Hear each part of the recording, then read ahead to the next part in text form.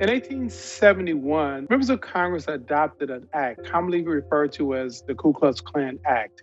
It was put in place because our nation was in the backdrops of the Civil War, and they wanted to ensure that Southern congresspersons would not be confronted with levels of violence and intimidations for them to carry out their constitutional duty. That act was not race specific, it was to defend our Constitution. And what we witnessed during the impeachment trial was conclusive evidence that there was an attempt to prevent members of Congress from carrying out their constitutional duty of certifying the election. And it's our belief, based on all the evidence that has been presented up to this point, that it was a conspiracy led by the former president of this nation, but inclusive of groups who we now see in a similar fashion as we have seen the Ku Klux Klan organize with an express purpose of disrupting how we function as a nation.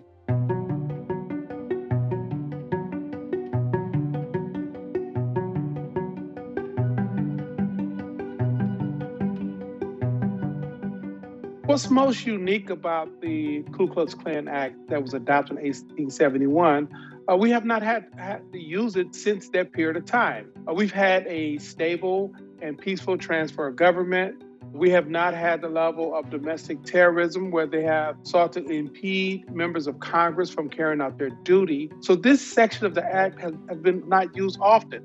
That's what makes this case so unique, that we have always been able to get past the moments of disagreement. In a democracy, in this country, we settle our disagreements at the ballot box. And once the voters have spoken, we move forward with the next step.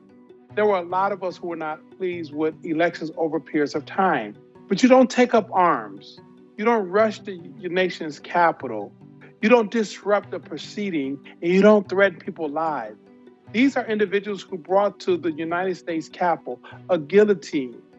They brought weapons. They bust out windows.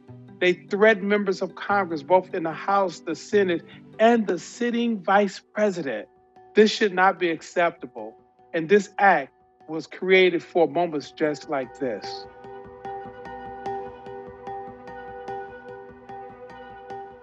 As we look at where the challenges were taking place, they were taking place in precincts that were predominantly African-American precincts or jurisdictions that were predominantly African-American jurisdictions, and with very few exceptions. And when there was an exception, it was precincts or jurisdictions that were majority Latino areas, where they sought to create a false narrative that somehow fully fledged citizens for over a century plus, 150 plus years, was somehow illegitimate. And it was on that basis that you begin to see very clearly white supremacist language. Since the former president took office, we have seen a rise in racial behavior, anti-Semitic behavior, xenophobic behavior. It is the basis for domestic terrorists in this country. And so we must address this question of white supremacy because it is a direct attack on our ability to maintain a peaceful democracy.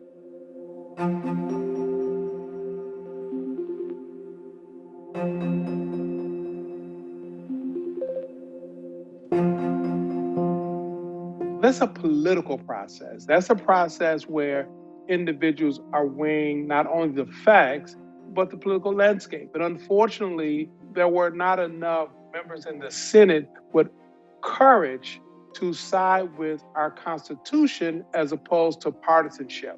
What we have done now is we've taken the conversation to a court of law so justice can be pursued.